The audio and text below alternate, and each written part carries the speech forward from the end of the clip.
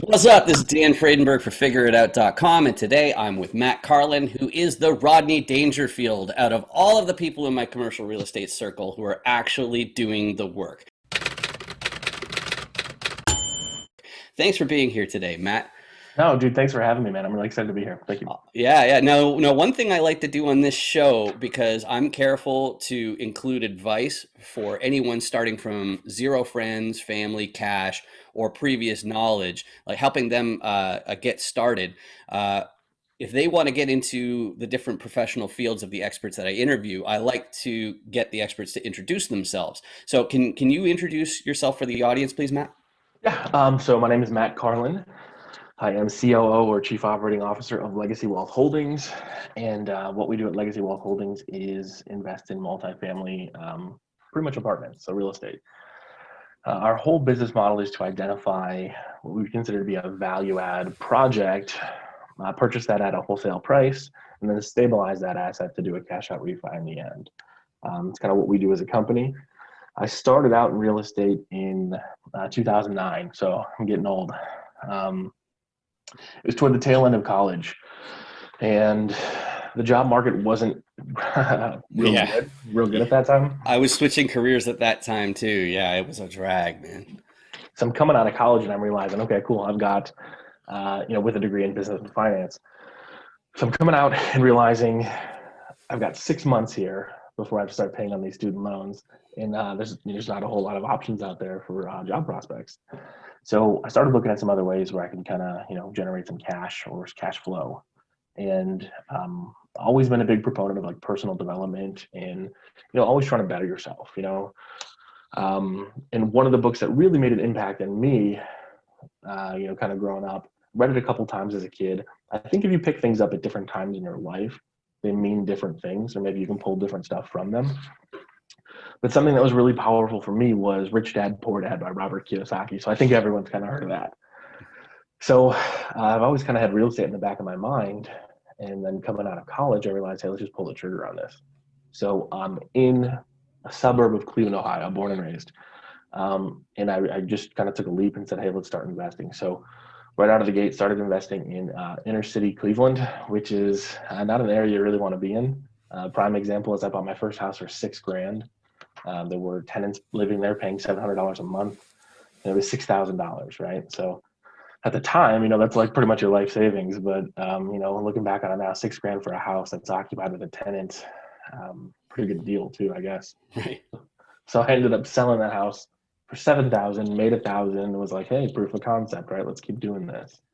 So started trying to be as active as possible in our market.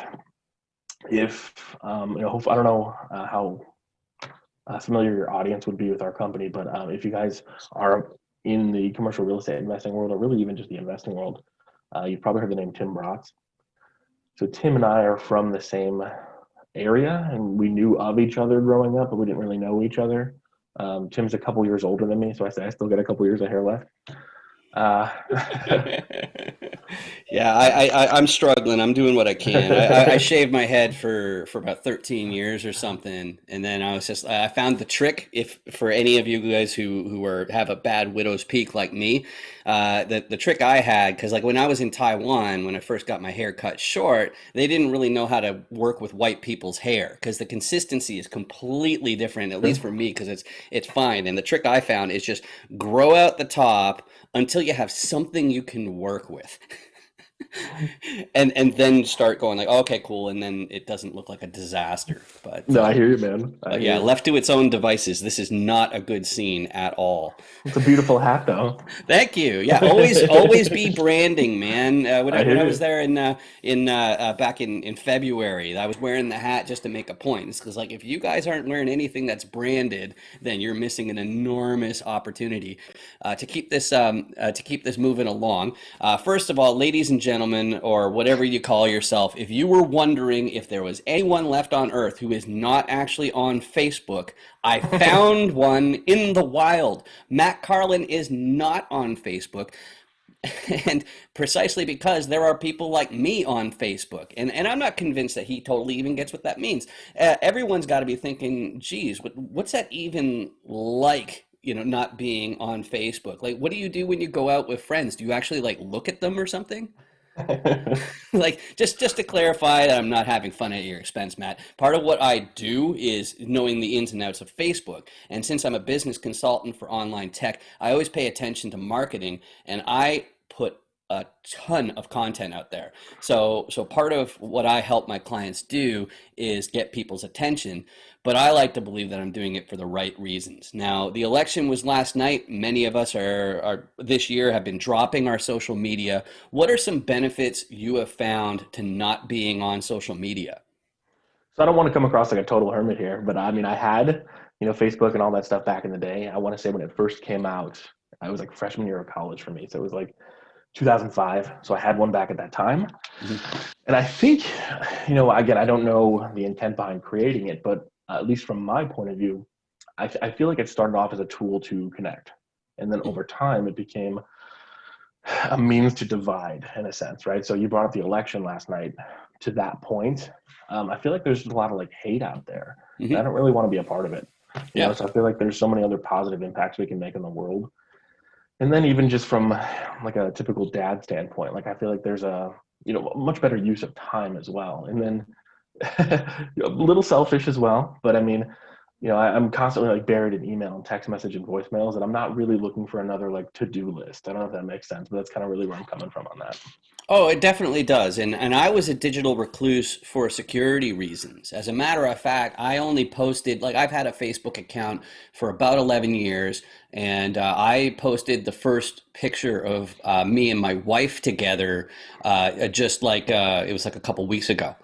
Okay, I was a digital recluse. Okay, just from living in Taiwan, and well, the thing is, I took electrical engineering, so I knew that anything with a camera that can connect to an internet and a microphone, they can catch everything if you're compromised. Okay. Absolutely everything, including what's been deleted. Okay, so like I've been living my way. I've basically been self-censoring myself as a result.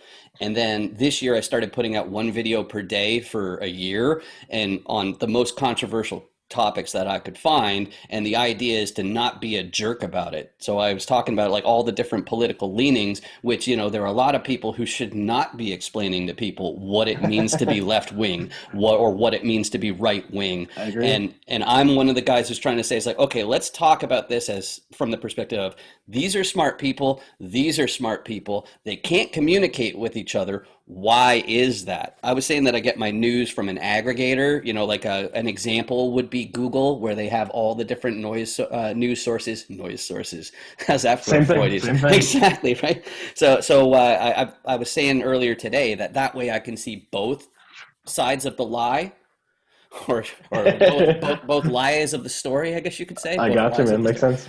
Yeah. So I think that's a good one. But so that's interesting about what it's like not being on social media. And I think that well, the other thing that hit me from a security standpoint is how many of your friends don't actually use Facebook, and they appear to use Facebook because their account's been compromised, and like Russian bots or something are Yep. posting for them just to get people angrier, so that divided people, they're not going to cooperate. But It's a weird and world, man. I'm with you. right, right. But anyway, so there are people who say that they wear a lot of hats at their company, and there are a lot of people like you who actually do wear a lot of hats at your company. So Tim and Fatty have you bigger than, sorry, they have you busier than a one-legged man in an ass-kicking contest.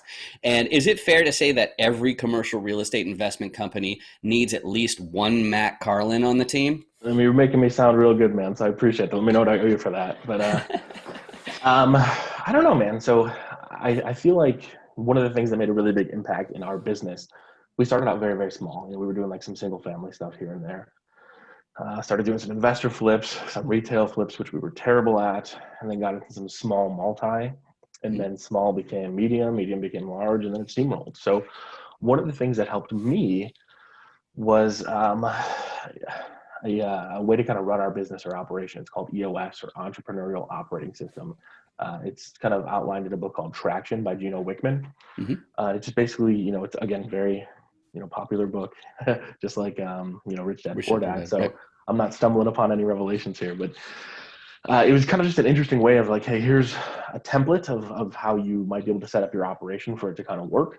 And one thing that really stuck out to me was the relationship between the people who kind of run the company. So Tim Bratz, Fadi Bomitri, me, and Nick Burton are equity partners in our operations, and we all kind of have specialties or like different seats, so to say. And I think it's super important that the relationship between how it's described in the book is there's a visionary, like a CEO type person, being Tim Bratz, who has the ideas, let's do this, and the connections, and really kind of facilitates and puts things together.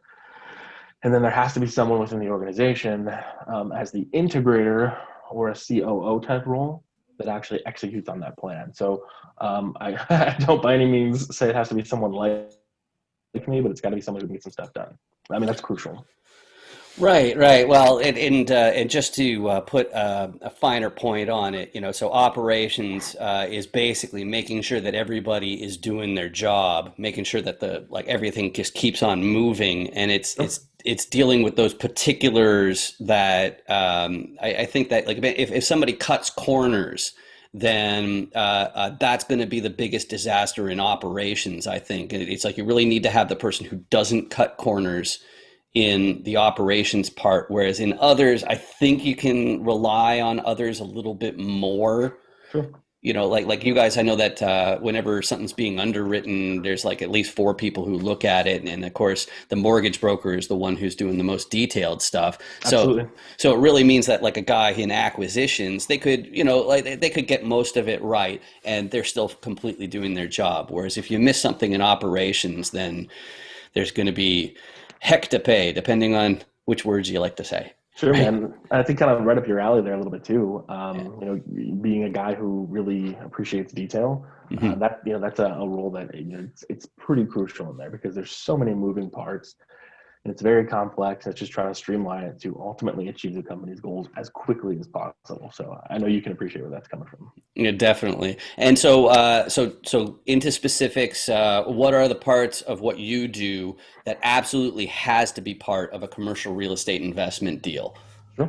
So I mean, right off the bat for us, as we're evaluating a deal before we even kind of qualify it to purchase it, the due diligence phase is huge for us, and we really kind of map that out over the past few years of making a lot of mistakes. So we've gotten kicked in the teeth a lot, but we've always looked at that as a learning experience instead of a failure. So the next time we come back and we encounter that problem, we know exactly what to do, how to handle it, what steps to take, how to pivot, stuff like that. So due diligence for us, we really break it down into a couple different categories. So there's a financial aspect where we really kind of audit the books to see how the property is performing and where we think we can get it performing. We'll look at the physical aspects. So what sort of condition is the property in today and what do we need to do to make it clean, safe, and functional? And then also like an operational or like back office side where we set up all the stuff like, property management, insurance, anything with like tenant subsidies and all that stuff. So we really dive deep into all of those different aspects of the project with different team members who are responsible for getting all that stuff done within a certain amount of time. But if something doesn't meet our minimum criteria in due diligence, it's really not something I'm comfortable moving forward on. Mhm. And then that's just a non-negotiable for us. We can never really skimp on due diligence because that's our only chance to really figure out what we're getting into. Right, and one bad deal can wipe out, Oh about yeah. five good ones, right? Yeah. And especially, I mean, if you're starting off, one Yeah. bad deal, game over. Right, right. So, as far as being careful, meticulous, or the other things in general that you have to do at your job, can you think of any things you like to do as a kid that really helped you do what you do? I think kind of right off the bat, the first thing that pops in my mind is like sports. So I, It keeps on coming up on real estate, and it's funny because I'm going into real estate from tech, and so gotcha. it might be shocking, wasn't huge into sports. I think as a good time waster, just kind of hanging out with buddies and playing. I think there's underlying fundamentals of like leadership in there too. So Right. that's definitely something that kind of sticks out to me. And I think even just growing up, um, I was a single mom household. Hmm. So bless her heart, she worked so many jobs just to take care of me and my two siblings. Mm. But it also kind of helps you mature a little bit in a sense. Like the independence, right? Right, like a positive Right. or negative, depending upon how you look at it. You kind of realize like, okay, it's time to be a little bit more of a grown up instead of a kid and stuff like that, and really Yeah, kind of take on nobody some else is going to responsibility. do it. You're going to have to do it yourself, right? Absolutely, Yeah, I definitely know where you're coming from on gotcha, that. man. But you say that your phone is always on, and I'm sure that that's a function of what you do. And a lot of people, they just plain can't sustain that sort of lifestyle, but it seems like you thrive on it. So what sort of incentives or bonuses can an investor give to someone who's doing your job that will keep them from moving on to something that's, I'll just lay it out there, something easier, because I don't think your job is easy at all.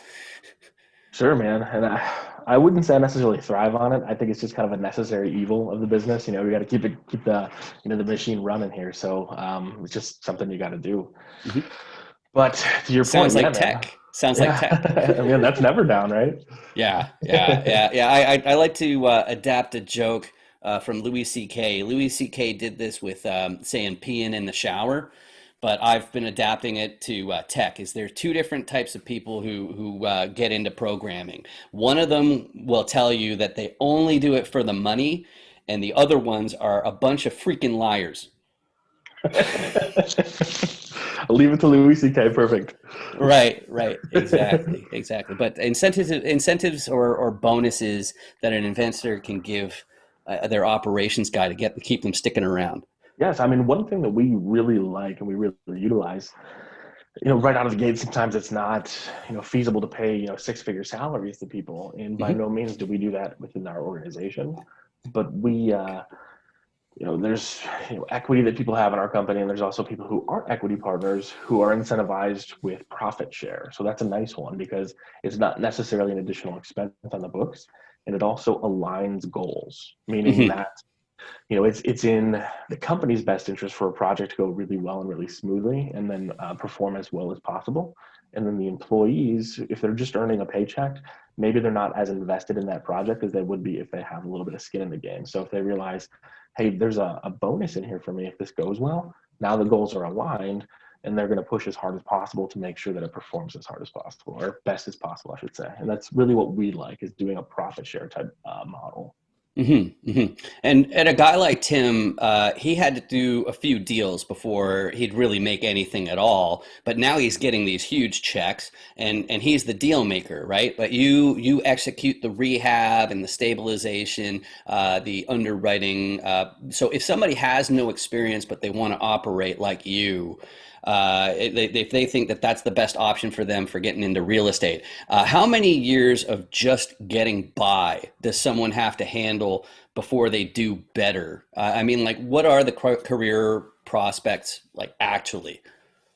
I really think they can be kind of whatever you want them to be, right? So I think every situation is going to be a little bit different depending upon what the individual's goals are. So Hmm. maybe like flipping one house a year is like a Herculean feat for someone. Well, awesome. We can really reverse engineer that and break it down to be very small bite-sized pieces to get that done in a year. Hmm. And then maybe someone wants to acquire 1,000 units in a year. So I think it's definitely possible on a case-by-case basis. But I would say if someone doesn't have a ton of experience, get in there and learn from people. Hmm. Learn, I always I'm very critical of who I take advice from. So I always look at it as, is that person where I want to be, or not, right? So if they want to give me, financial advice, well, what do their finances look like? If they want to give me business advice, well, do they own a business? Are they an employee of a business? What does that look like? So be critical of who you're taking advice from, but start, learn. And sometimes I think the best way to learn is to kind of get out there and do it, you know? So it's a Hmm. little scary, but when you have skin in the game, like it's amazing how much more attention you're going to pay to things.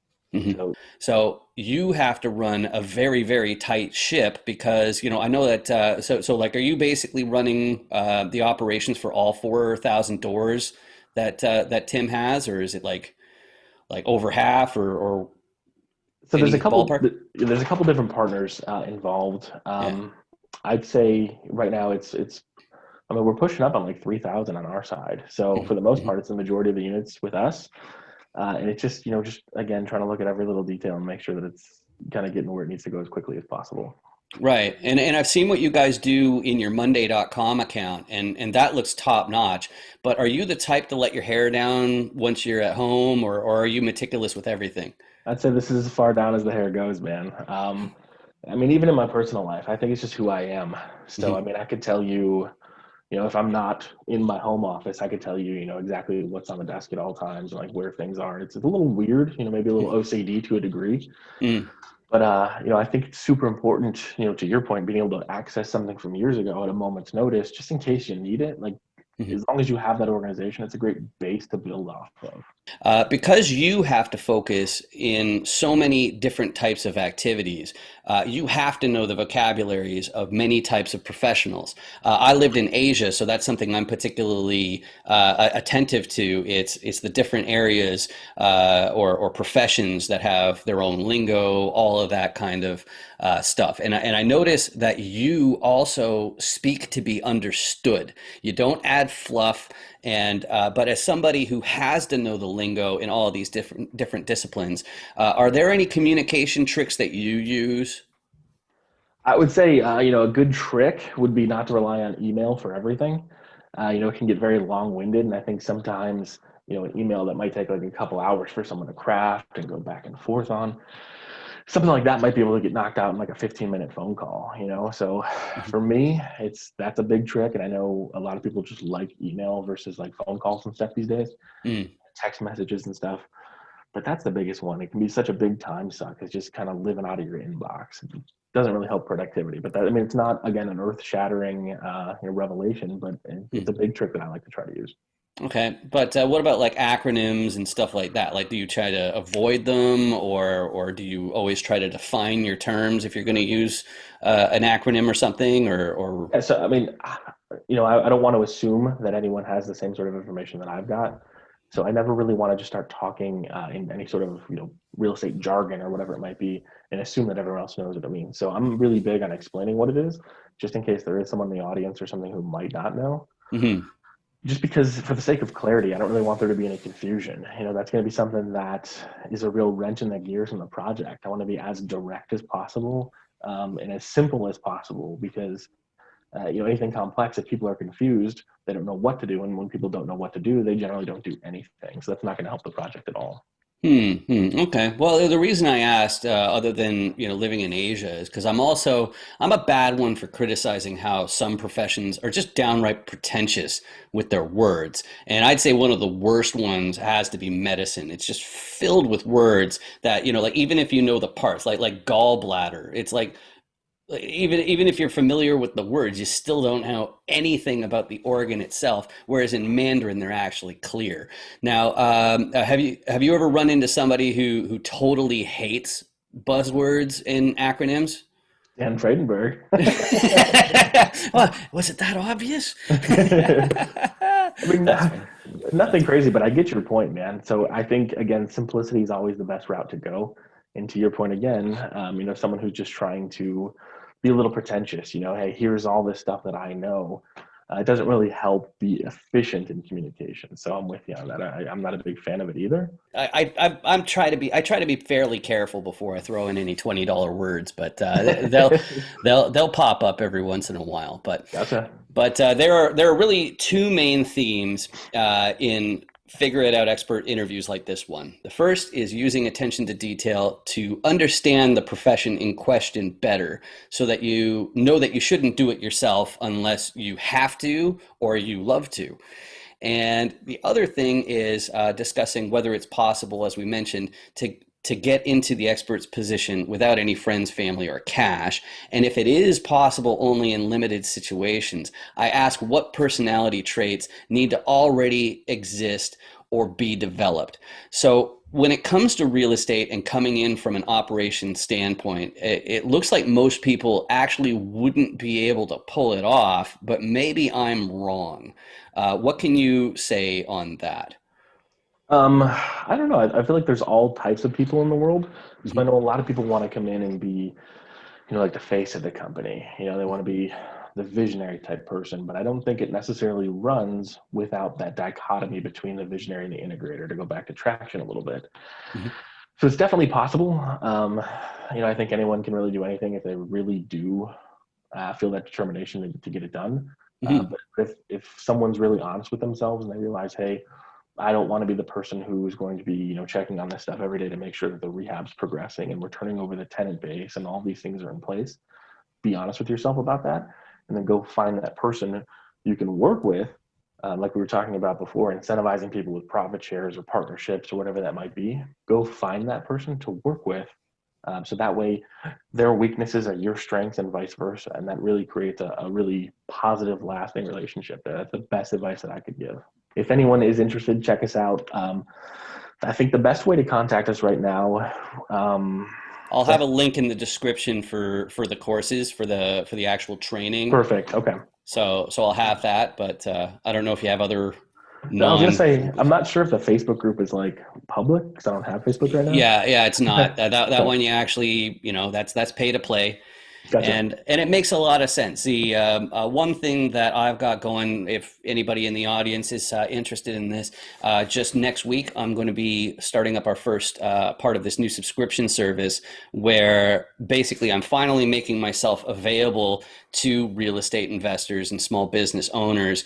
Whereas before I'd always find one seven-figure business or something, and I'd devote all of my effort towards them. So very similar to how Legacy Boardroom works, except Legacy Boardroom is a training service. Okay, and mine, I'm not training. It's basically like in college where you have a professor, and if you have some questions, you can come in and they'll answer anything you want. But if you show up without questions, you're out of luck.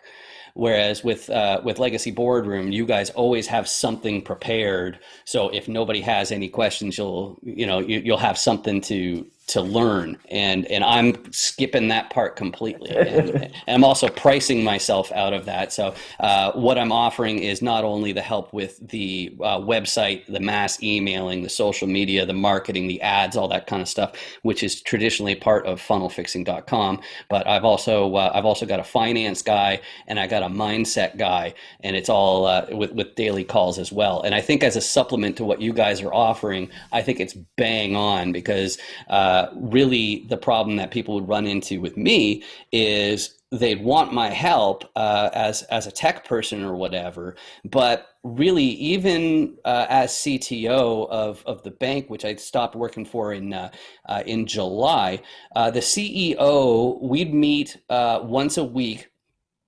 If there was no big promo launch that week, and if there was, we'd probably meet up to two more times. So there's really no point in having me every single day unless I'm actually developing all day every day, and there's way cheaper people to do that. So I'm starting to open that up to some different businesses, and I think it'll be a really good thing for a lot of businesses trying to make it work, because I'm pricing it at the price of a low level manager. Gotcha. So an unskilled manager, so you can have your choice. You can either have another person, or if you can afford to have two low level managers, like unskilled managers, then you can even have your managers come into my calls, and I'll just tell them how to handle all the web stuff themselves. And I'll be the guy that they know that if support says one thing and the developer says another, then I'll tell you what's the truth, because I'm a disinterested third party. Sure.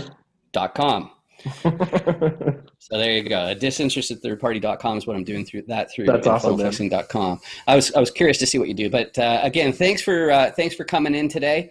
Yeah, And thank you for having me, man. It was great. Thank you so much. awesome.